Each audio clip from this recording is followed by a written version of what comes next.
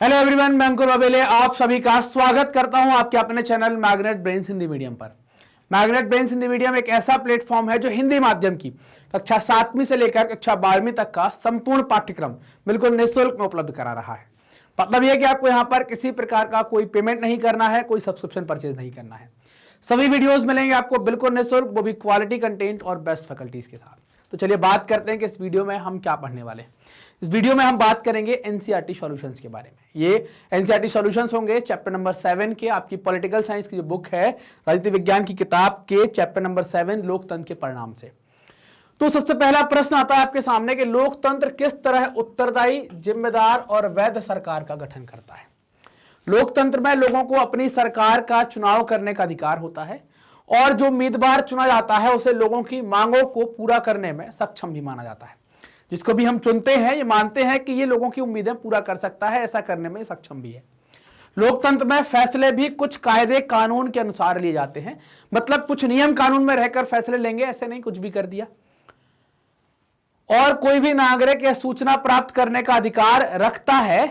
लोकतंत्र नागरिकों को उस प्रक्रिया की जांच करने का अधिकार देकर जवाबदेह, उत्तरदायी और वैध सरकार का निर्माण करता है, जिसके द्वारा निर्णय किए जाते हैं। ये निर्णय मानदंडों और प्रक्रियाओं के अनुसार किए जाते हैं और निर्णय लोगों को अधिक स्वीकार बनाते हैं। इस प्रकार के निर्णय जो है वो लोगों को क्या होते हैं, अधिक स्वीकार होते हैं।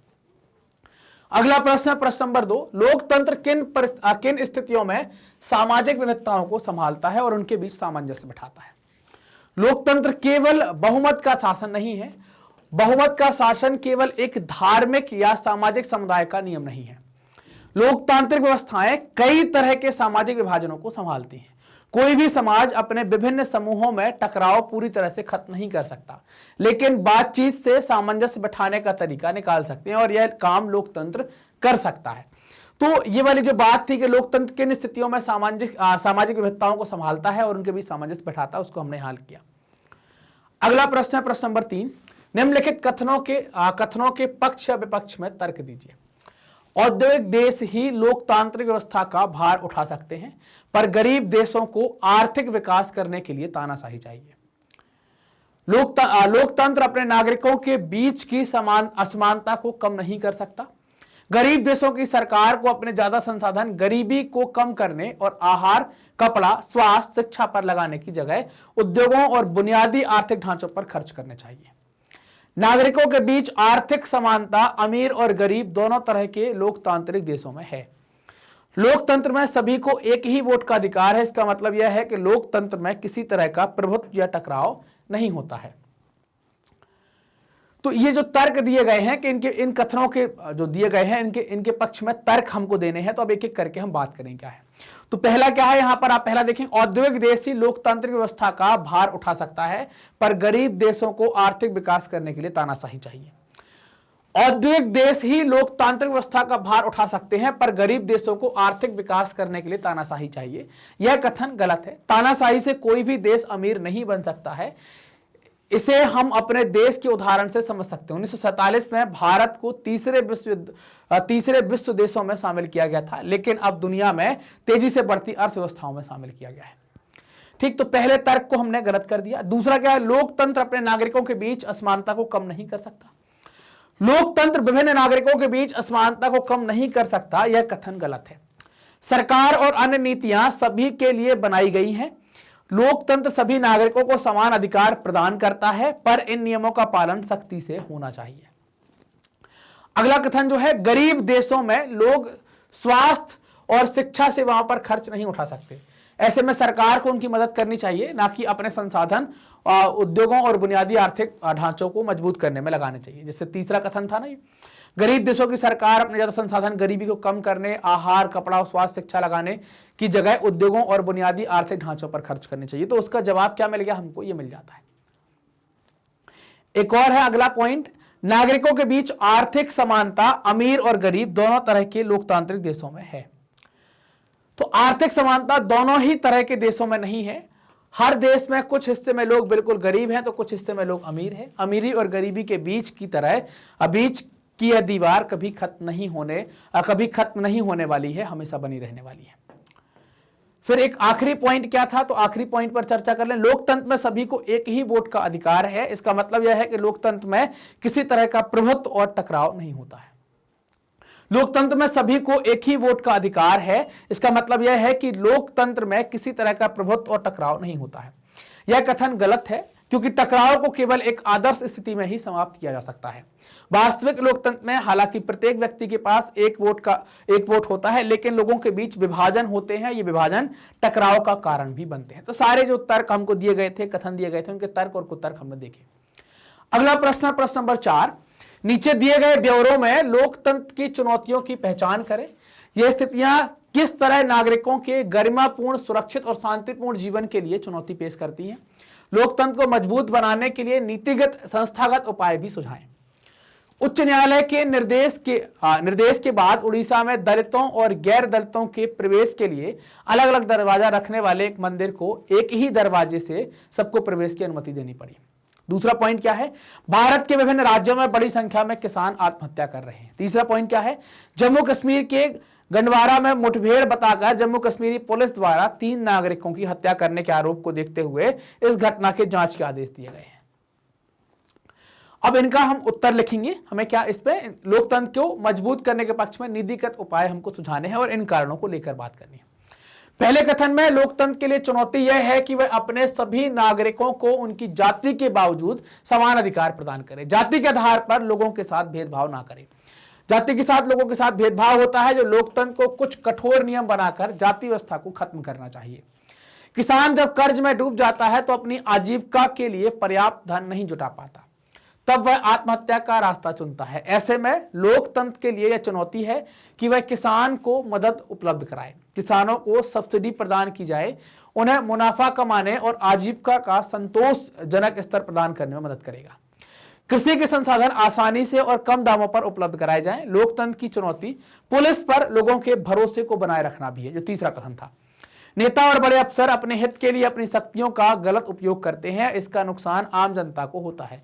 लोकतंत्र में सभी के लिए अधिकार बराबर होते हैं, इसलिए कानून का पालन सभी के लिए समान होना चाहिए।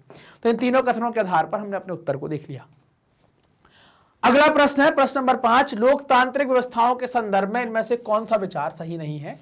कौन सा विचार सही है। लोकतांत्रिक व्यवस्थाओं ने सफलतापूर्वक क्या 4 ऑप्शन है, लोगों के बीच टकराव को समाप्त कर दिया है, लोगों के बीच आर्थिक असमानताएं समाप्त कर दी है, हाशिए के समूहों से कैसा व्यवहार हो इस बारे में सारे मतभेद मिटा दिए हैं, राजनीतिक गैर बराबरी के विचार को समाप्त कर दिया है। तो ये जो है यहाँ पर प्रश्न नंबर 5 में 4 ऑप्शन यहाँ पर दिए गए हैं, इनमें से आपको एक सही जवाब बताना है।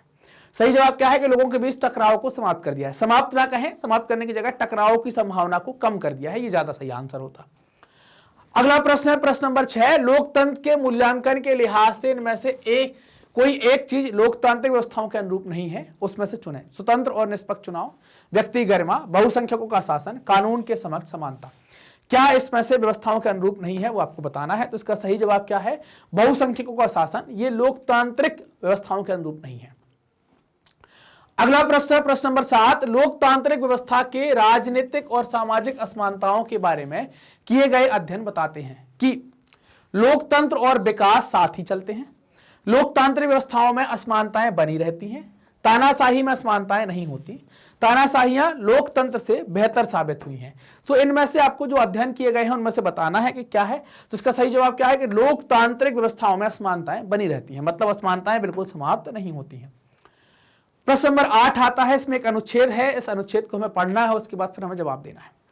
नन्नू एक दिहाड़ी मजदूर है, वह पूर्वी दिल्ली के एक झुग्गी बस्ती वेलकम मजदूर कॉलोनी में रहता है। उसका राशन कार्ड गुम हो गया है। जनवरी 2006 में उसने डुप्लीकेट राशन कार्ड बनवाने के लिए अर्जी दी। अगले 3 महीनों तक उसे राशन विभाग के दफ्तर के कई चक्कर लगाए, लेकिन वहां तैनात किरानी और अधिकारी उसका काम करने या उसके अर्जी की स्थिति बताने की कौन कहे कि उसको देखने तक के लिए तैयार ना थे। आखिरकार उसने सूचना के अधिकार का उपयोग करते हुए अपनी अर्जी की दैनिक प्रगति का ब्यौरा देने का आवेदन किया। इसके साथ ही उसने इस अर्जी का काम करने वाले अधिकारियों के नाम और काम न करने वालों करने की सूरत में उनके खिलाफ होने वाली कार्यवाहियों का भी ब्यौरा मांग लिया। सूचना के अधिकार वाला आवेदन देने के हफ्ते भर के अंदर खाद्य विभाग का एक इंस्पेक्टर उसके घर आया। उसने नन्नू को बताया कि तुम्हारा राशन कार्ड तैयार है, तुम दफ्तर आकर उसे ले जा सकते हो। अगले दिन जब नन्नू राशन कार्ड लेने गया तो इलाके के खाद्य और आपूर्ति विभाग के सबसे बड़े अधिकारी ने गर्मजोशी से उसका स्वागत किया। इस अधिकारी ने उसे चाय की पेशकश की और कहा कि अब आपका काम हो गया है, इसलिए सूचना के अधिकार वाला अपना आवेदन आप वापस ले लें। नन्नू का उदाहरण क्या बताता है? नन्नू के इस आवेदन का अधिकारियों पर क्या असर हुआ? अपने माँ पिताजी से पूछिए कि अपनी समस्याओं के बारे में सरकारी कर्मचारियों के पास जाने का उनका अनुभव कैसा है। तो इसका जवाब क्या है? तो नन्नू के उदाहरण से हमें पता चलता है कि भारत में हर नागरिक को कुछ अधिकार प्राप्त हैं और जरूरत पड़ने पर हम इन अधिकारों का उपयोग कर सकते हैं। जब नन्नू की अर्जी पर अधिकारियों ने ध्यान नहीं दिया तो नन्नू ने अपने सूचना के अधिकार को अपने सूचना के अधिकार का उपयोग किया और उसकी समस्या का समाधान भी उससे मिला। नन्नू के आवेदन से अधिकारियों पर दबाव पड़ा और उन्हें नन्नू की अर्जी का काम करना पड़ा। अधिकारियों ने नन्नू का डुप्लीकेट राशन कार्ड बनाया और उसे अपना सूचना के अधिकार वाला आवेदन वापस लेने के लिए भी कहा। तो आप समझ सकते हैं सूचना के अधिकार से अगर आपका कोई काम नहीं हो रहा है, उसके तहत आपको जानकारी मिल सकती है क्यों नहीं हो रहा है, क्या दिक्कत आ रही है, और अगर कोई दिक्कत नहीं है, सब कुछ ठीक है, तो फिर काम भी आपका तेजी से हो जाएगा, जैसे नन्नू ने अपना राशन कार्ड बनवा लिया। ये हमारे एनसीईआरटी सॉल्यूशंस थे जिनको हमने यहाँ पर अभी कंप्लीट किया। मैग्नेट ब्रेन्स अपनी हाई क्वालिटी एजुकेशन के साथ साथ निःशुल्क शिक्षा के लिए भी जाना जाता है। मतलब अब आपको क्वालिटी कंटेंट के लिए पैसा खर्च नहीं करना है। हम बहुत सारे वीडियो ऑफर करते हैं, CBSE English medium, NTSC, olympiad, CUET spoken और सीबीएसई हिंदी मीडियम, यूपी और बिहार बोर्ड। ये सभी वीडियोस आपको निःशुल्क में मिलते हैं। आप देख सकते हैं यूट्यूब के ऊपर, हमारे एप्लीकेशन पर, हमारे वेबसाइट पर, तीनों जगह आपको जो वीडियोस हैं बिल्कुल निःशुल्क में उपलब्ध कराए जाते हैं। इसके अलावा आप हमारे साथ कनेक्ट हो सकते हैं यूट्यूब, फेसबुक, इंस्टा, ट्विटर और टेलीग्राम के माध्यम से। सर्च करेंगे मैग्नेट ब्रेन्स तो आप हमें वहां पाएंगे। ये वीडियो आप देख रहे हैं मैग्नेट ब्रेन्स के Hindi channel magnet brains Hindi medium पर, तो चैनल को सब्सक्राइब करें, वीडियो को लाइक करें और अपने दोस्तों के साथ जमकर शेयर करें। कमेंट सेक्शन में जाएं, कमेंट करके बताएं कि आपको वीडियो कैसे लग रहे हैं। साथ ही साथ कोई डाउट है तो उसको भी आप वहां पर पूछ सकते हैं। धन्यवाद।